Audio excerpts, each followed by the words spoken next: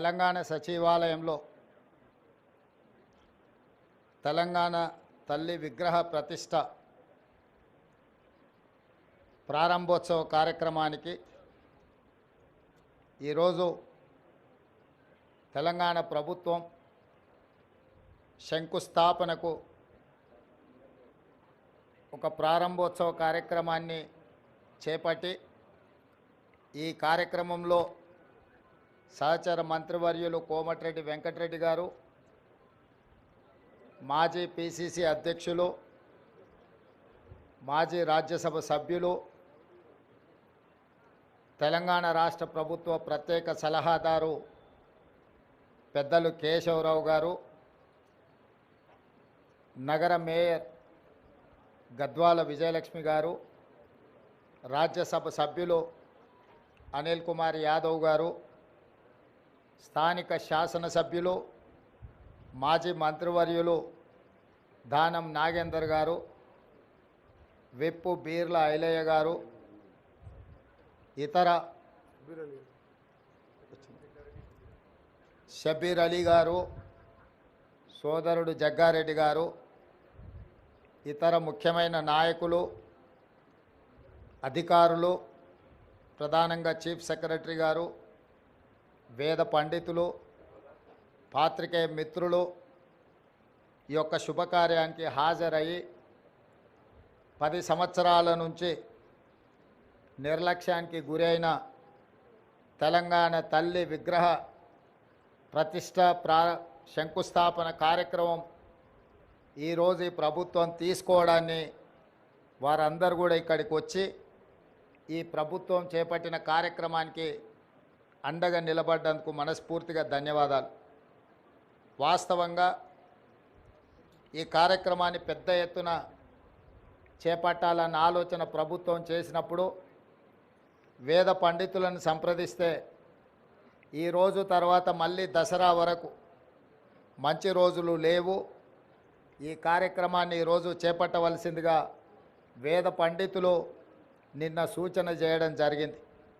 అందుకే చాలామంది మంత్రివర్యులు ముందస్తుగా నిర్ణయించిన కార్యక్రమాలలో ముఖ్యంగా ఉప ముఖ్యమంత్రి గారు కేరళ పర్యటనలో ఉన్నారు. మిగతా మంత్రివర్యులు కూడా ఇతర కార్యక్రమాలలో ముందే వాళ్ళ కార్యక్రమాలు నిర్ధారించడం వల్ల పెద్ద ఎత్తున ఈ కార్యక్రమాన్ని ప్రభుత్వం ఏర్పాటు చేయలేకపోయింది.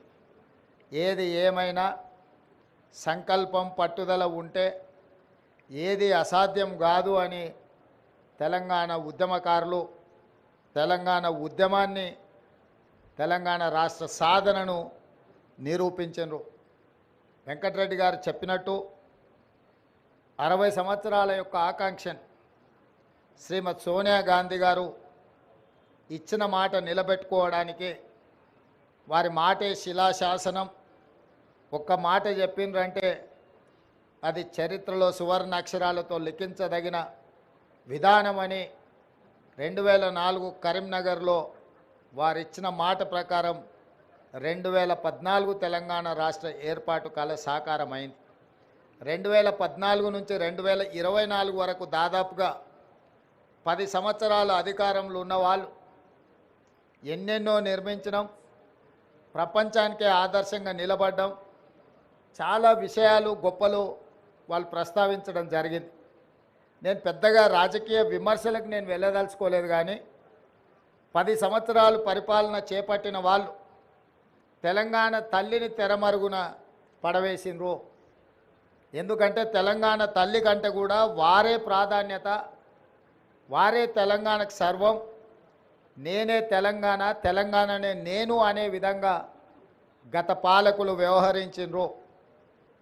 ఆ విధానానికి కాంగ్రెస్ పార్టీ, ప్రజలెన్నుకున్న ప్రభుత్వం, ప్రజాపాలన ఆ పాత విధానాలకు విరుద్ధం ప్రగతి భవన్ పేరు మీద పెద్ద గడిని నిర్మించుకొని చుట్టూతా ముళ్ళ కంచెలు ఏర్పాటు చేసుకొని వందలాది మంది పోలీసుల పహారల మధ్యలో వారు భద్రంగా అక్కడ ఉండి తెలంగాణ ప్రజలకు ప్రవేశం లేదు అని నిషేధించిన ప్రగతి భవన్ను ప్రజాభవన్గా మార్చి జ్యోతిరావు పూలే భవన్గా ఈరోజు తెలంగాణ ప్రజలు ఏ సమస్యలు ఉన్నా స్వేచ్ఛగా లోపలికి వెళ్ళొచ్చు, అక్కడున్న ప్రజాప్రతినిధులకు అధికారులకు విన్నవించవచ్చు, ఆ సమస్యల్ని పరిష్కరిస్తాము అని చెప్పి గడిగా మారిన ప్రజాభవన్ను ఈరోజు వాళ్ళు ప్రగతి భవన్ పేరు మీద ప్రజలకు దూరం చేస్తే ప్రజాభవన్ పేరు మీద మన ప్రభుత్వం ప్రజలకు అందుబాటులోకి తీసుకొచ్చి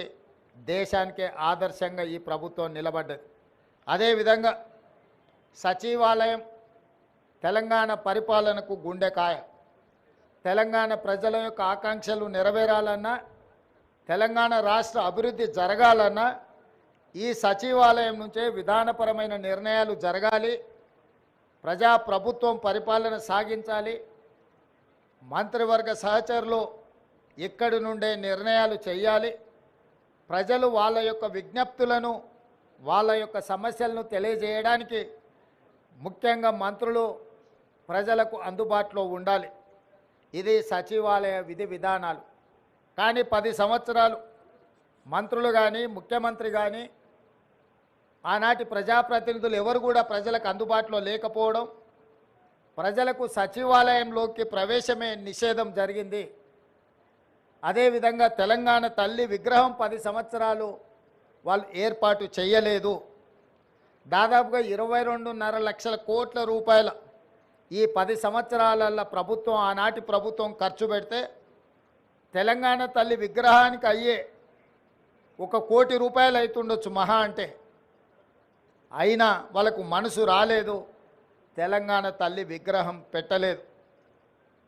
ఈరోజు దేశం కోసం ప్రాణాలు అర్పించిన శ్రీ రాజీవ్ గాంధీ గారి విగ్రహం ఇక్కడ ఒక పక్కన, డాక్టర్ బాబాసాహెబ్ అంబేద్కర్ గారి విగ్రహం ఆ పక్కన, శ్రీమతి ఇందిరాగాంధీ గారి విగ్రహం ఆ పక్కనే, పివి నరసింహారావు గారి విగ్రహం ఇంకొక పక్కన, అంజయ్య గారి విగ్రహం ఆ పక్కన, కాకా వెంకటస్వామి గారి విగ్రహం, వీళ్ళందరి విగ్రహాలు నెక్లెస్ రోడ్లో జైపాల్ రెడ్డి గారి సమాధులు, ఇవన్నీ కూడా ఈ దేశము ఈ రాష్ట్రము యొక్క ఏర్పాటులో కీలక పాత్రలు పోషించిన వాళ్ళ యొక్క గుర్తింపు ఆనవాళ్ళు ఇక్కడ ఉన్నాయి. మరి ప్రధానంగా ఇందరి ఉన్న దేశం కోసం ప్రాణాలు అర్పించిన రాజీవ్ గాంధీ గారు లేకపోవడం ఒక లోటుగా భావించినము. ఆ పక్కన అమరవీరుల స్తూపం తెలంగాణ కోసం అమరులైతే సచివాలయానికి అమరవీరుల స్తూపానికి మధ్యలో దేశం కోసం అమరుడైన రాజీవ్ గాంధీ గారి విగ్రహం ఉండాలి. ఎందుకంటే మాజీ ప్రధానమంత్రి ఇందిరాగాంధీ గారి విగ్రహం, పివి నరసింహారావు గారి విగ్రహం, వారితో పాటు రాజీవ్ గాంధీ గారి విగ్రహం ఉండాలని మేధావుల సూచన మేరకు ముందలో ఉన్న పార్కు కొంతమంది వ్యక్తులు వాళ్ళ కోసం ఆ స్థలాన్ని పక్కన పెట్టి వాళ్ళకు కావాల్సినప్పుడు విగ్రహం పెట్టుకోవాలని ఆలోచన చేస్తే దేశం కోసం ప్రాణాలు ఇచ్చిన రాజీవ్ గాంధీ గారి విగ్రహాన్ని మేము అక్కడ పెట్టడం జరిగింది. రాజీవ్ గాంధీ గారి విగ్రహాన్ని ఏర్పాటు చేయడానికి కూడా వివాదం చేసి దానికి తెలంగాణ తల్లి విగ్రహానికి ముడిపెట్టిండ్రు. నేను తెలంగాణ ఉద్యమకారులకు, అమరవీరుల కుటుంబాలకు, తెలంగాణ మేధావులకు విజ్ఞప్తి చేయదలుచుకున్నా. 10 సంవత్సరాలు మీరు ముఖ్యమంత్రిగా ప్రభుత్వంలో ఉన్నప్పుడు ఎక్కడే కానీ తెలంగాణ తల్లి విగ్రహాన్ని ఏర్పాటు చేయలేదు. అందుకే ఈరోజు కాదు, జూన్ 2 నాడే నేను చెప్పిన సచివాలయం లోపల తెలంగాణ ప్రజలకు పరిపాలన గుండెకాయ అయిన సచివాలయంలో తెలంగాణ తల్లి విగ్రహ ప్రతిష్టను ఏర్పాటు చేస్తామని జూన్ 2 నాడు నేను అధికారికంగా ప్రకటించిన. ఈ విగ్రహం యొక్క నమూనాను JNTU fine arts college principal మన తెలంగాణ బిడ్డ వారికి ఈ నమూనాను తెలంగాణ ప్రజలు ఏం కోరుకుంటున్నారు, తెలంగాణ తల్లి అంటే దర్పం ఉండాలి, పోరాట పటిమ ఉండాలి, భవిష్యత్ తరాలకు స్ఫూర్తిగా ఉండాలి.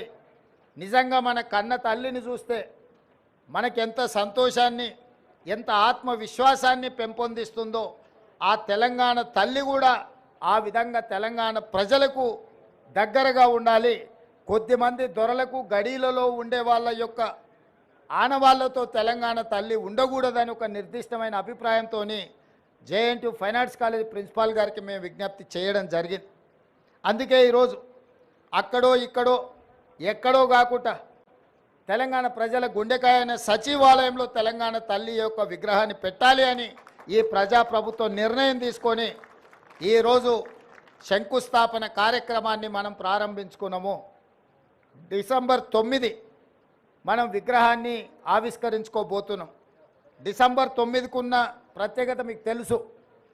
కేంద్ర ప్రభుత్వం యూపీఏ చైర్పర్సన్ శ్రీమతి సోనియా గాంధీ గారి నాయకత్వంలో ప్రధానమంత్రి మన్మోహన్ సింగ్ గారు, అదేవిధంగా కేంద్ర హోంశాఖ మంత్రి చిదంబరం గారు తెలంగాణ రాష్ట్ర ఏర్పాటు ప్రక్రియ ప్రారంభమైంది అని డిసెంబర్ 9, 2009 నాడు వారు ప్రకటించడం జరిగింది. అదే తెలంగాణ రాష్ట్ర ఏర్పాటుకు పునాది రాయి, అదే ప్రారంభోత్సవం తెలంగాణ రాష్ట్ర ఏర్పాటుకు ప్రక్రియ మొదలైంది. అదేవిధంగా మన నాయకురాలు తెలంగాణ రాష్ట్రం ఇచ్చిన శ్రీమతి సోనియా గాంధీ గారి జన్మదినం కూడా డిసెంబర్ 9. కాబట్టి తెలంగాణ ప్రజలకు డిసెంబర్ 9 ఒక పండగ రోజు. ఆ రోజు తెలంగాణ తల్లి విగ్రహాన్ని ప్రారంభించుకోవడం సముచితంగా ఉంటుంది అని సహచరులందరూ సూచన మేరకు ఈరోజు ఈ కార్యక్రమాన్ని తీసుకున్నాం. డిసెంబర్ 9 నాడు పెద్ద ఎత్తున వేలాది మందిని నక్లెస్ రోడ్డు మొత్తం ఆనాడు తెలంగాణ సాధనలో ఏ విధంగా అయితే మిలియన్ మార్చ్ చేసి తెలంగాణ ఆకాంక్షను వెలిబుచ్చిండ్రో ఆ స్థాయిలో తెలంగాణ ప్రజలందరూ కూడా తెలంగాణ తల్లి యొక్క విగ్రహ ప్రారంభోత్సవ కార్యక్రమానికి డిసెంబర్ 9 నాడు తరలి వచ్చి పెద్ద ఎత్తున కార్యక్రమాన్ని మనం చేసుకోవాలని ప్రభుత్వం నిర్ణయించింది. ఈరోజు సచివాలయంలో తెలంగాణ తల్లి యొక్క విగ్రహ ఏర్పాటు ప్రక్రియలో ప్రత్యక్షంగా పాల్గొనడము నాకు నిజంగా అదృష్టంగా భావిస్తున్నాను. నేను ఈ అవకాశం చాలా అరుదు. ఎప్పుడో ఒకసారి ఎవరికో ఒకరికి ఇట్లాంటి అవకాశం వస్తుంది. ఈ అవకాశం నాకు రావడం, నా మంత్రివర్గ సహచరులు పెద్దలందరూ ఈ కార్యక్రమంలో నన్ను ముఖ్య అతిథిగా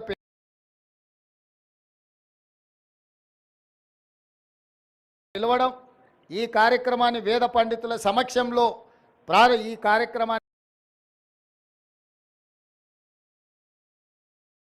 చేసుకోవడం చాలా సంతోషం.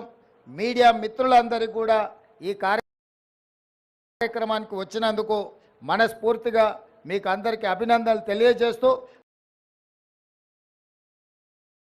పెద్ద ఎత్తున డిసెంబర్ 9 నాడు విగ్రహ ప్రతిష్ట, విగ్రహ ప్రారంభోత్సవ కార్యక్రమాన్ని తెలియజేసుకుందామని ఏర్పాటు చేసుకుందామని తెలియజేస్తూ మీ అందరి దగ్గర సెలవు తీసుకుంటున్న మిత్రులారా ధన్యవాదాలు.